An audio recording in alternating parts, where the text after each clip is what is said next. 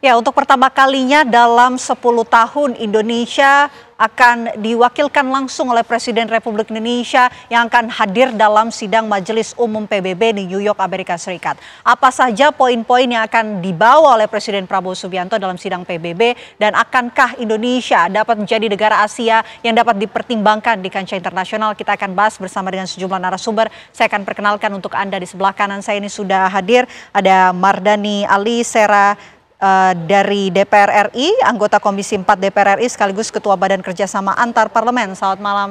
Malam Bang Mardhani, sehat? Alhamdulillah. Oke. Setelah Bang Mardhani juga sudah hadir pengamat hubungan internasional dari Unpad, Pak Teguh Reza Shah. Selamat malam. Selamat malam, salam dari Unpad Sehat, di Pak Bandung. Reza? Terima kasih, alhamdulillah. Oke. Selain dua narasumber ini juga kami sudah terhubung pemirsa bersama dengan Prof. Makarim Wibisono, Duta Besar RI untuk PBB 2004-2007. Selamat malam, Prof. Makarim. Selamat malam, Mas. Mbak, selamat malam, Mbak. Oke. Saya pertama-tama mau ke Prof. Makarim terlebih dahulu. Prof. Makarim, kalau melihat sidang PBB kali ini dalam satu dekade, 10 tahun, akhirnya Indonesia akan diwakilkan langsung oleh Presiden yang akan hadir Presiden Republik Indonesia Prabowo Subianto. Ini akan menjadi momentum seperti apa, Prof? Kalau menurut saya, Mbak Vena, ini peristiwa yang sangat bersejarah. Karena seperti ketahui, bahwa dunia internasional pada saat ini membutuhkan perhatian serta-merta dari semua pemimpin-pemimpin dunia. Kita melihat bagaimana terjadi serangan yang terjadi di Qatar, suatu negara berdaulat. Kita bisa juga melihat serangan-serangan di wilayah-wilayah lain.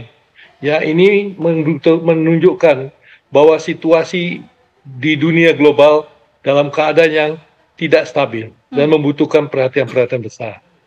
Kedatangan Presiden Republik Indonesia pertama kali setelah 10 tahun, ini merupakan suatu hal yang sangat penting, karena dengan demikian Indonesia menunjukkan kepada dunia bagaimana peranannya ke depan yang akan bisa dilakukan dalam mencoba mencapaikan keperdamaian dunia berdasarkan kemerdekaan, perdamaian abadi, dan keadilan sosial sesuai dengan cita-cita konstitusi. Nah, kita bisa mengetahui juga bahwa Indonesia sangat concern terhadap kondisi yang terjadi di dunia ini, di mana tegangan-tegangan dunia semakin meningkat, sedangkan sistem multilateralisme semakin melemah. Ya, kita melihat bagaimana kondisi-kondisi yang terjadi di berbagai belahan dunia ini, tetapi Perserikatan Bangsa-Bangsa tidak mampu berbuat sesuatu hal yang konkret. Oleh karena itu, maka kesempatan yang sangat berharga bagi Presiden Republik Indonesia untuk menunjukkan bagaimana program dari Presiden Jokowi ke depan. Ya, kita mendengar bahwa Asta Cipta Pak Prabowo itu juga mengandung nilai-nilai yang sangat penting di dalam hubungan internasional. Dan kedua juga kita melihat bahwa ada keinginan untuk mencoba yang membangkitkan peranan Global South dengan menggunakan semangat Bandung yang kita telah lakukan sejak tahun 1955. Jadi ini adalah harapan yang banyak dikemukakan oleh berbagai pihak dalam kesempatan hadirnya Bapak Presiden Prabowo Subianto di PBB. Oke, Pak Mardhani, kalau DPR melihatnya seperti apa peran dengan kehadiran Presiden Prabowo Subianto dalam sidang Majelis Umum PBB? Yang pertama tentu ini panggung mahal ya. Karena seluruh 195-an negara anggota PBB akan hadir dan diberi kesempatan.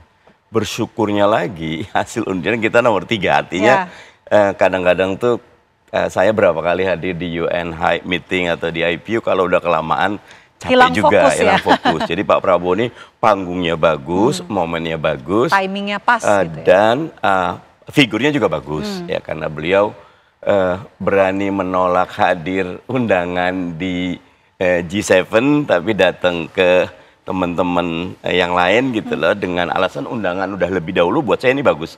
Beliau masuk break tapi aksesi OECD juga kita jalan, jadi prinsip politik luar negeri yang bebas aktif tuh kelihatan di figurnya Pak Prabowo. Tinggal titipan satunya, pesannya. Bung Karno luar biasa. ini pengamat kita, Prof. Tengku lebih paham, itu mengangkat tema Pancasila itu bagus sekali. Yeah. Nah sekarang salah satu, pasti banyak ya, tapi salah satu yang ditunggu memang apa solusi yang ditawarkan quote and unquote Indonesia yang dibawa oleh Pak Prabowo terhadap unilateral yang makin menguat, terhadap gaya koboi baik di US, gaya penjahat di Israel. Kita sering mentok dengan aturan PBB yang punya hak veto. Makanya kalau saya, Prof, berharap salah satu isu yang diangkat, Palestina wajib. Tetapi reformasi struktural PBB agar lebih adil, agar semua negara bisa punya hak yang sama, tidak harus bergantung kepada 5 negara pemegang hak veto. Oke, sebelum kita masuk ke solusi, saya mau ke Pak Reza terlebih dahulu. Pak Reza, Anda melihat apa sih makna dari kehadiran Presiden Prabowo Subianto dalam panggung mewah, begitu kalau kata Bang Mardhani Alisera, yang mengatakan sidang Majelis Umum PBB ini adalah panggung yang mewah? Luar biasa forum ini ya. Dan beliau bukan saja berbicara tentang keadaan sekarang, tapi juga keadaan dunia nanti, seyogianya seperti apa. Teori mengatakan dasolen itu daftar masalah sekarang, dan dasain itu bagaimana penyelesaiannya. Saya pikir beliau akan berbicara itu. Cuman itemsnya apa ini masih rahasia. Cuman banyak pihak berharap pada beliau kan. Beliau tentunya adalah pemimpin dari Negara Kesatuan Republik Indonesia, itu betul.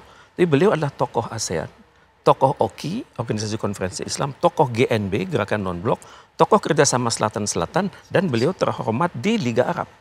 Jadi ini akan menjadi tantangan emosional, juga tantangan intelektual bagi Pak Prabowo untuk membuktikan bahwa sekarang bahwa pidato ini akan sangat berarti bagi dunia dan akan menjadi memory of the world. Persis seperti yang dihadapi oleh Bung Karno. Dan juga Bung Karno itu punya 2 pidato yang luar biasa itu. Pertama adalah pidato pada saat pembukaan Konferensi Asia Afrika tahun 1955. Beliau mengatakan, this is the first Intercontinental Conference of Colored People in the History of Mankind. Ini pertemuan pertama lintas benua antara orang bukan kulit putih. Pertama kalinya di situ, di Bandung. Kemudian pidato Bung Karno juga di tahun 60, tanggal 30 September, beliau mengatakan to build the world anew. Ini sudah menjadi memory of the world kan. Jadi tentunya Pak Prabowo ini membawa idealisme, tapi juga membawa tantangan pribadi. Bahwa dari Indonesia lah kalau akan terlahir ide-ide besar untuk dunia. Tadi Bang Mardhani menyebutkan reformasi PBB, tentu akan disinggung. Cuman selain itu masalahnya apa?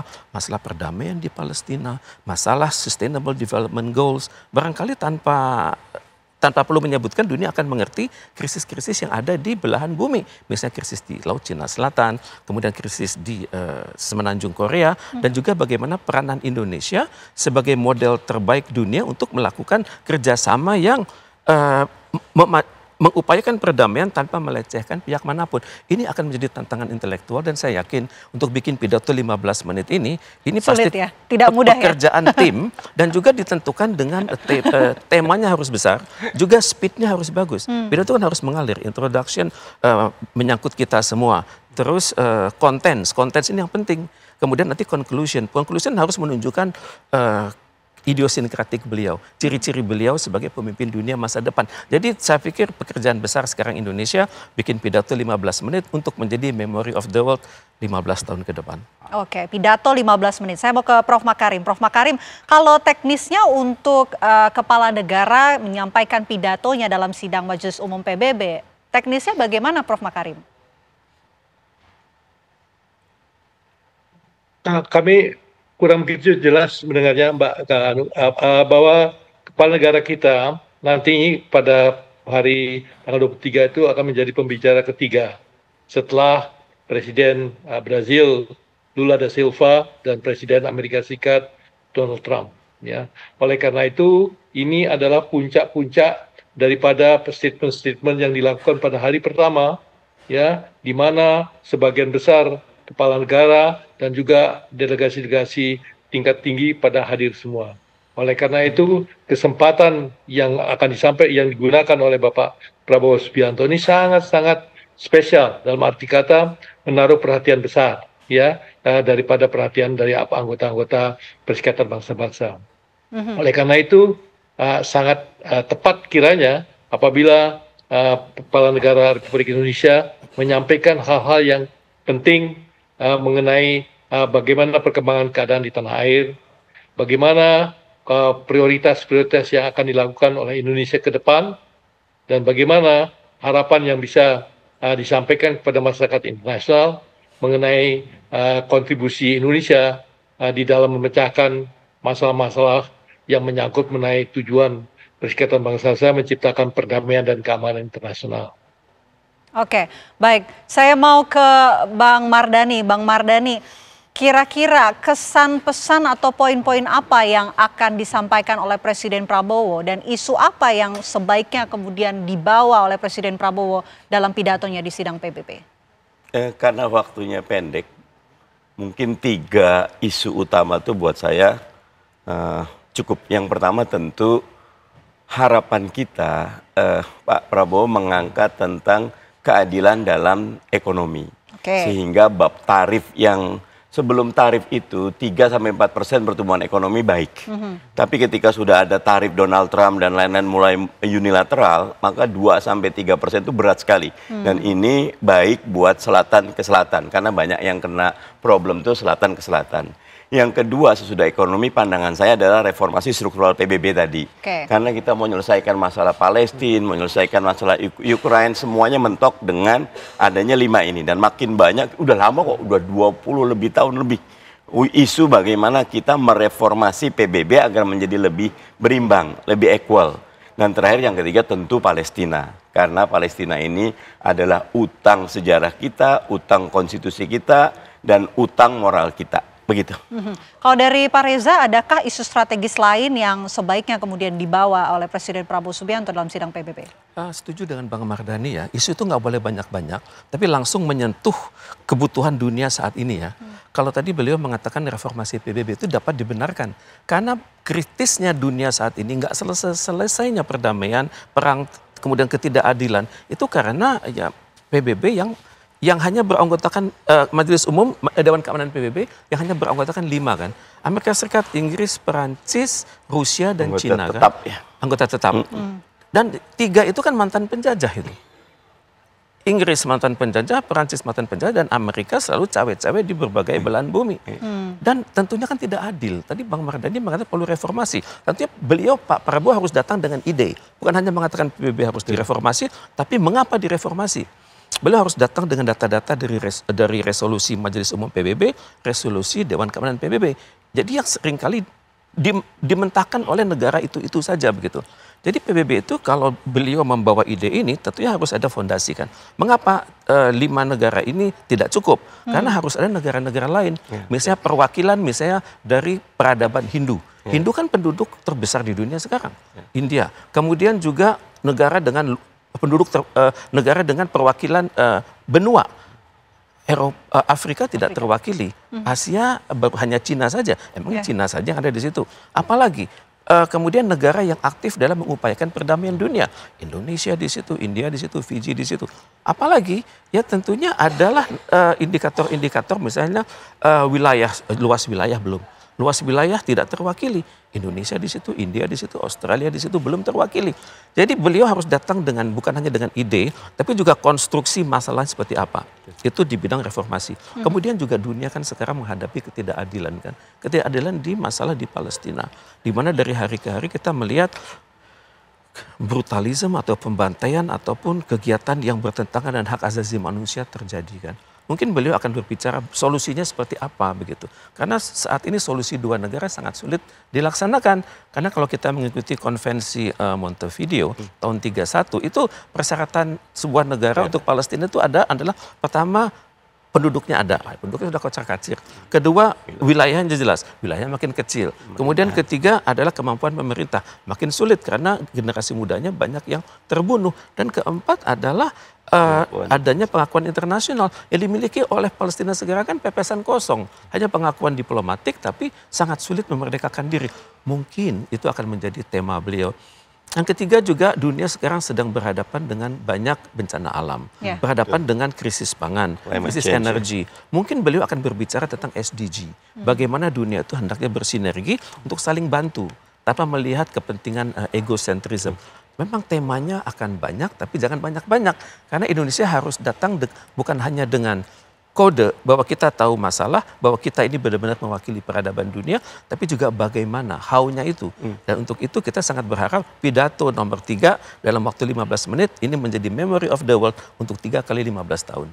Oke, baik. Yang menarik juga untuk kita bahas adalah dengan kondisi seperti saat ini, salah satunya adalah konflik Israel dan juga serangan Israel yang terus digencarkan di Palestina. Rasa-rasanya kalau kita melihat gerak-gerik dari PBB, ini belum juga ada langkah konkret untuk menyelesaikan permasalahan tersebut. Akankah Indonesia ini bisa hadir mendorong solusi dan juga penyelesaian antara konflik di Israel dan juga Palestina? Kita akan bahas lengkapnya untuk Anda sesaat lagi pemirsa, tetaplah bersama kami. Kita lanjutkan diskusi kita. Saya mau ke Bang Mardhani. Bang Mardhani, kalau kita lihat kondisi saat ini juga salah satunya konflik Israel dan juga Palestina yang belum ada penyelesaian. Kalau kita lihat PBB juga seperti tidak ada langkah konkret. Akankah dengan hadirnya Presiden Prabowo Subianto, Indonesia dalam sidang Majelis Umum PBB bisa mendorong penyelesaian salah satunya konflik Israel dan Palestina? Kalau kita lihat struktur eksekusi di PBB itu ada di Dewan Keamanan. Ini unit yang bisa mengeksekusi. Sayangnya 5 ini khususnya Amerika selalu memveto setiap gerakan. Karena itu pandangan saya yang pertama harus dibangun koalisi bersama hukum Israel. Hentikan kekejaman Israel. Nah yang kedua segera bangun kesepakatan gencatan senjata dan masuk bantuan. Dan yang ketiga, kemerdekaan Palestina adalah harga mati.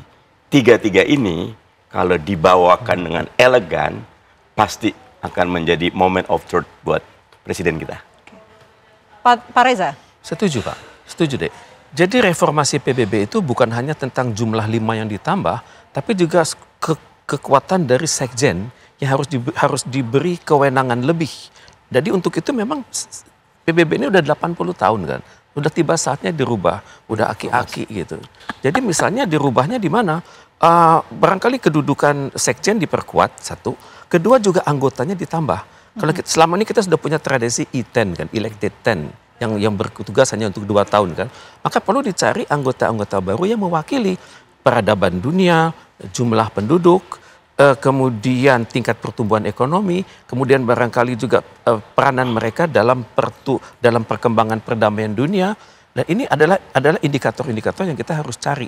Dan tentunya Pak Prabowo nanti harus datang bukan hanya dengan ide, tapi dengan mengatakan, tapi memang tidak akan menunjuk negara-negara tertentu sebagai kandidat calon, tapi beliau hendaknya memberikan kriteria kan. Misalnya nanti bagaimana dengan hak veto. Hak veto sementara oke 5 dulu, tapi ke depan untuk 5 tahun kedua, karena anggotanya sudah nambah, mungkin veto dari anggota lama harus diimbangi dengan 1 veto dari anggota tambahan. Sehingga dengan demikian tercipta suatu tradisi baru, nanti Amerika Serikat akan tersudut. Nanti Inggris Prancis merasa perlu bergabung dengan mayoritas dunia dan Rusia dan China akan berada pada kubu sendiri. Mungkin dengan cara inilah kita bisa mereformasi Dewan Keamanan PBB dan juga PBB secara keseluruhan. Karena kasihan kan pimpinan Palestina nggak bisa datang, ditolak bukan oleh PBB tapi oleh wali kota di mana lokasi kegiatan itu berada begitu. Jadi mungkin kita harus pikirkan juga ke depan yang kita rubah, yang kita reform itu bukan hanya PBB tapi juga barangkali kepindahan PBB ke lokasi yang lebih bersahabat. Tentunya untuk itu kan banyak negara yang akan membuka dirinya. Maka di Eropa misalnya Switzerland berani, mungkin Australia berani, mungkin Rusia berani, mungkin Cina berani dengan semua fasilitasnya. Dan ini akan merupakan tentang kontribusi beliau bagi peradaban dunia saat ini. Oke, saya mau ke Prof. Makarim. Prof. Makarim, ketika dari pengalaman Anda tentunya, ini kan konflik Israel-Palestina ini sudah ada sejak lama dan dari ketika Anda menjabat begitu, bagaimana melihat konflik ini? Apa yang menjadi perbedaan dari permasalahan ini dulu dan juga saat ini, Prof. Makarim? Soalnya kecil sekali bisa diganti dari tadi. Prof. Makarim? Oke, Prof, apa sih yang menjadi perbedaan antara permasalahan konflik Israel-Palestina dulu dan juga saat ini, Prof? Kalau kami memberitahukan sekarang bahwa kondisi Palestina ini sekarang menjadi perhatian masyarakat internasional secara luas. Kita mengetahui dahulu bahwa masyarakat internasional terbagi dua terhadap sikapnya pada masalah kasus Palestina. Sebagian mendukung Israel dan sebagian mendukung Palestina. Tetapi sekarang ini hampir sebagian besar semua Prof. concern Makarim. mengenai keadaan yang ada di Palestina, Oke. yang ada di Gaza. Baik, Prof. Makarim, mohon maaf, boleh agak mundur posisinya, Prof, biar terlihat di kamera? Oke. Ya. Oke, silakan dilanjutkan, Prof. Makarim. Ya, jadi kondisinya yang sekarang ini sudah mendapat perhatian yang lebih luas daripada kondisi Palestina di masa yang lalu. Sekarang ini tidak hanya negara-negara Timur Tengah dan Israel yang berhadapan, tetapi sekarang Mahkamah Internasional ICJ telah memberikan apa yang disebut nasihat-nasihatnya ataupun fatwa-fatwanya mengenai Palestina. Demikian juga ICC, International Criminal Court, sudah memberikan perintah untuk menangkap apa yang disebut Perdana Menteri Israel maupun juga Menteri Pertahanan Israel. Oleh karena itu sekarang sudah muncul apa yang disebut nilai-nilai yang berkesan terhadap situasi yang ada di Timur Tengah. Karena apa? Kalau misalnya saja tidak tumbuh nilai-nilai humanitarian maupun juga nilai-nilai kemanusiaan yang berpihak kepada golongan-golongan korban, ya, maka dunia ini akan terbawa ke dalam situasi apa yang disebut political games. Jadi permainan politik, tidak menyangkut pada permainan hukum ataupun keadilan. Nah, yang diharapkan sekarang bahwa Perserikatan Bangsa-Bangsa atau masyarakat internasional bisa membawa kembali masyarakat internasional itu pada nilai-nilai yang menyangkut keadilan, keamanan, ya, dan juga kemakmuran bagi masyarakat internasional keseluruhannya. Jangan ada satu pihak yang merasa tertekan dan sepihak lain yang merasa menguasai. Oleh karena itu perlu adanya apa yang tadi katakan oleh bapak-bapak pembicara sebelumnya, adanya reformasi Perserikatan Bangsa-Bangsa. Bagaimana mengembalikan peranan Perserikatan Bangsa-Bangsa dalam rangka untuk memberikan guidance yang jelas pada kebijaksanaan politik-politik global dari negara-negara yang bermain di Perserikatan Bangsa-Bangsa. Oke, Bang Mardhani, silakan ditanggapi. Tentu ini bukan tugas mudah. Melihat Amerika, kemarin Menteri Luar Negeri sudah bilang tidak ada negara Palestina merdeka. Luar biasa ya. Padahal Inggris, Kanada, Perancis, Spanyol, Australia, kalau di parlemen itu 12 plus itu negara-negara Eropa Barat yang tradisional dukung Amerika sekarang sudah mengakui Palestina sebagai sebuah negara, dan rencananya di sidang umum inilah mereka akan mendeklarasikan dukungan buat negara Palestina. Kita juga melihat sesuatu yang jarang terjadi, demo mendukung Palestina puluhan ribu di Den Haag, di Brussels, kita di Spanyol, di Prancis, di banyak negara. Bahkan saya pernah ke Jenewa tuh ketemu PTRI kita, perwakilan tetap Pak, titip demo di kita tuh, demo Palestina tiap minggu ada. Kalau di Indonesia kadang-kadang lambat, rame, berhenti. Kalau mereka terus. Nah, ini mungkin bedanya sekarang karena gini, Indra, kenapa banyak negara berubah? Karena masyarakat itu punya hati nurani melihat demikian kehancuran Palestina. Palestina nggak bisa melawan, minta dikasih makanan juga tidak dibolehkan, kelaparan yang luar biasa, genosida luar biasa, penghancuran luar biasa, muncul rasa kemanusiaan. Karena itu memang tertanam semua. Nah, ketika masyarakat domestiknya sudah pro-Palestin, elit politiknya tidak, maka mereka akan dihukum saat pemilu nanti. Makanya banyak elit sekarang berubah. Nah, tentu ada juga yang memang elit itu tulus. Nah, apapun tulus tidak tulus, bedanya dulu sama sekarang, dulu Palestina cuma isu beberapa negara yang tradisional. Sekarang negara-negara barat yang tradisionalnya mendukung Amerika dan melindungi Israel, berbondong-bondong mengakui kemerdekaan Palestina. Oke, Pak Reza. Setuju Bang dengan pendapat Bang Mardhani. Memang generasi muda sekarang itu lebih kritis. Mereka lebih terdidik dan mereka lebih tahu apa yang terjadi di dunia. Dan mereka bersinergi di mana-mana. Kita lihat baru-baru ini kasus di Nepal kan. Juga untuk perihal demonstrasi yang mendukung Palestina, betul tadi Bang Mardhani mengatakan itu sudah di Eropa. Minggu lalu kan di Australia, bahkan di jembatan Sydney itu luar biasa. Cuman masalahnya, bisakah Indonesia dalam hal ini menggalang solidaritas, bukan hanya negara, tapi juga masyarakat dunia. Karena kalau kita melihat yang ngotot sekali untuk meniadakan Palestina kan pemerintah Amerika Serikat, pemerintah Israel. Pemerintah Israel pun dikritik oleh masyarakat Yahudi sedunia. Mereka mengatakan kami adalah Yahudi yang cinta damai, cinta perdamaian. Kami jangan samakan kami dengan Zionism yang diterapkan oleh Benjamin Netanyahu secara semena-mena. Kami bukan seperti itu. Mungkin dalam pidato ini Pak Prabowo bisa mengkoordinir bahwa Amerika Serikat dan Israel itu Anda adalah bagian dari masalah, bukan bagian dari penyelesaian masalah. Tapi kalimatnya harus elegan. Mungkin ini akan menjadi kata kunci beliau di menit terakhir pidato beliau. Kemudian juga pada saat yang sama beliau harus bisa menggugah. Karena sekarang masyarakat dunia itu kan seringkali mereka tidak setuju dengan negara mereka, tapi juga jangan sampai ide mereka itu hilang begitu saja. Karena tadi Bang Mardhani mengatakan di luar negeri itu semangat demonstrasi untuk Palestina itu terus menerus. Dan ini yang hendaknya di momentum ini, tungku ini harus dijaga oleh Indonesia. Dan untuk itu ya Pak Prabowo hendaknya juga datang dengan plan of action. Bagaimana aksi jangka pendek, menengah dan jangka panjang untuk mengupayakan perdamaian dan juga kemerdekaan Palestina. Oke, kalau kita lihat kan Indonesia juga sudah melakukan hal-hal nyata untuk mendorong adanya penyelesaian konflik antara Israel dan juga Palestina. Kita bahkan juga sudah mengirimkan satgas bantuan dan lain sebagainya. Bagaimana kemudian Indonesia juga bisa mendorong diplomasi agar kemudian kemerdekaan Palestina ini bisa terwujud dan juga menggerakkan negara-negara lain untuk melakukan langkah konkret yang sama seperti yang dilakukan Indonesia, Pak Reza? Ini suatu proses yang panjang. Kami di Jawa Barat menyebutnya itu cikaracak ninggang batu, laun-laun jadi legok. Batu itu setebal apapun, kalau terus-menerus difokuskan oleh air itu bolong juga. Dan untuk mencapai suatu destiny itu kan tahapannya panjang.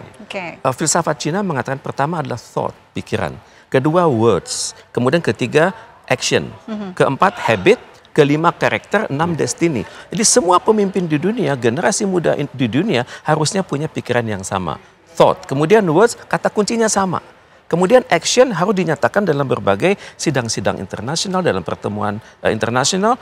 Kemudian habit, pada saat habit itu harus menjadi kata-kata kunci dalam dokumen-dokumen diplomatik.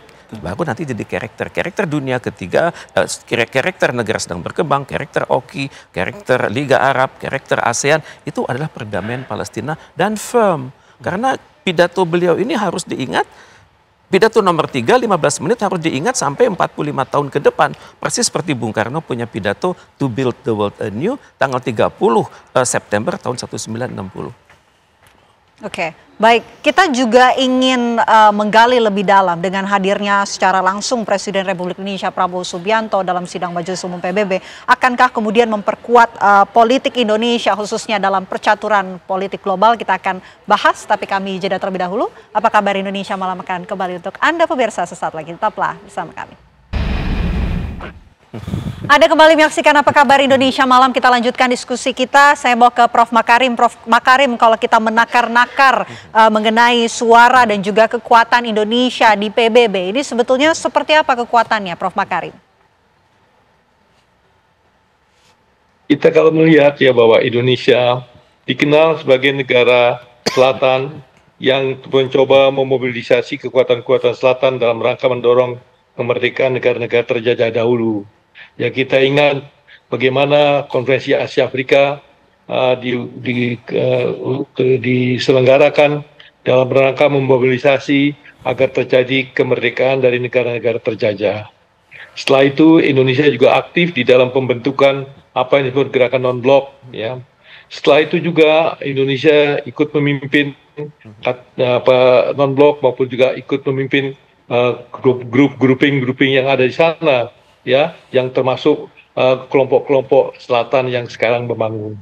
Sekarang kita tahu bahwa negara-negara selatan ini mencoba menggerakkan mobilisasi kepada semua negara-negara selatan ini untuk maju, untuk mengetengahkan agar supaya nasib daripada negara-negara selatan ini bisa seimbang dengan nasib daripada negara-negara maju itu. Oleh karena ini, maka perlu adanya dorongan-dorongan yang bisa menggerakkan apa yang disebut Global South atau kerjasama selatan itu untuk menjadi pendorong bagi kesejahteraan dan keseimbangan dunia ini.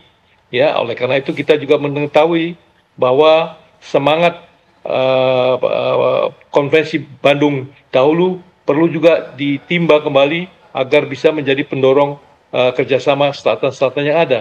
Karena sekarang ini kita ini membutuhkan perekat-perekat yang baru untuk mencoba mengikat kembali solidaritas bangsa-bangsa Asia dan Afrika maupun juga negara Amerika Latin untuk bisa bersama-sama mencari keseimbangan baru dan menciptakan kerjasama yang konstruktif dalam rangka menciptakan perdamaian dan keamanan internasional yang stabil. Ya, dengan kondisi yang stabil itu timbullah apa yang disebut pembangunan internasional yang stabil. Karena tidak mungkin terjadi pembangunan internasional kalau keadaan keamanan itu tidak stabil. Oleh karena itu, sekarang Indonesia harus bisa mengetengahkan apa yang disebut program apa yang dikenal sebagai Asta Cipta Pak Prabowo itu agar supaya masyarakat internasional lebih menyadari bahwa memang Indonesia adalah Indonesia dengan bendera merah putih, bendera yang diketahui sejak tahun 45.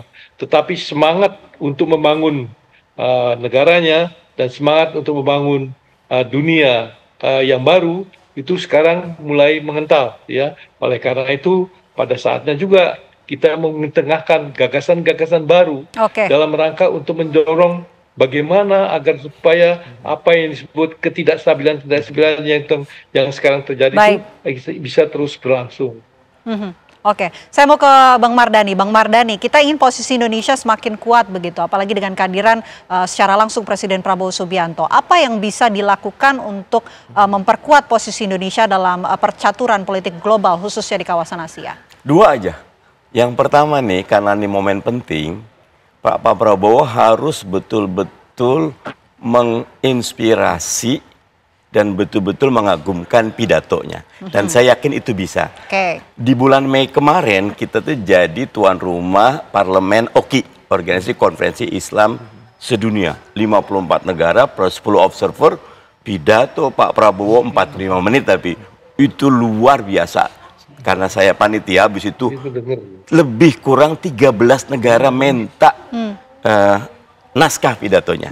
Tapi yang kedua, bukan cuma bicara. Tadi Prof katakan aksi. Di Juni kemarin, Arab Saudi sama Perancis mengusulkan high level meeting bahas Palestina. Kita bisa terus mengusulkan, bukan cuma di PBB, tapi di South to South, di OKI, di banyak fora, sehingga akhirnya semua sepakat. Karena selama masalah Palestina ini belum selesai, Israel tetap tidak bisa ditaklukkan, sumber instabilitas itu ada di sini yang membuat akhirnya ketegangan yang harusnya kita sudah mulai bicara tentang bagaimana climate change, bagaimana keadilan, pertumbuhan ekonomi, bagaimana kualitas pertumbuhan manusia. Ini aja karena akarnya ada di sini. Dua ini kalau bisa diungkapkan saat pidato two thumbs up. Bagaimana dengan Pak Reza? Ini bagi Pak Prabowo ini tantangan intelektual tersendiri nih. Pidato ini akan menjadi memori dunia untuk tahun-tahun ke depan. Dan juga pidato ini membawa roh dari Indonesia didukung oleh konstitusi Indonesia untuk suatu dunia yang lebih adil dan sekaligus menjawab tema kan 80 tahun perdamaian, pembangunan dan HAM. Ini tidak mudah dan saya sangat berharap pidato ini nanti dibuat sesuai dengan ritme. Karena dalam yang berbicara ini adalah orang yang mengerti dan terlibat di situ. Tentunya pidato beliau itu harus membawa semangat Indonesia sendiri, ASEAN, OKI, GNB, Selatan-Selatan, dan terutama sekali masyarakat dunia yang sekarang sedang sedih. Belum tentu mereka bisa hidup besok seperti halnya di Palestina, dan juga masyarakat di dunia yang sedang terombang-ambing dengan bencana alam, kemudian iklim yang semakin memburuk, dan juga pemerintahan yang seringkali tidak demokratis. Beliau harus menjawab semua dalam 15 menit yang akan menjadi memori dunia. Oke, apa saja yang nanti akan disampaikan, apakah benar sesuai dengan prediksi dan juga harapan dari kita semua yang telah membahas dalam diskusi kali ini. Terima kasih Prof. Makarim, terima kasih Bang Mardhani, terima kasih Pak Reza sudah hadir di Apa Kabar Indonesia Malam. Selamat malam. Dan pemirsa, usai jeda Apa Kabar Indonesia Malam akan kembali untuk Anda menghadirkan beragam informasi menarik lainnya sesaat lagi. Tetaplah bersama kami.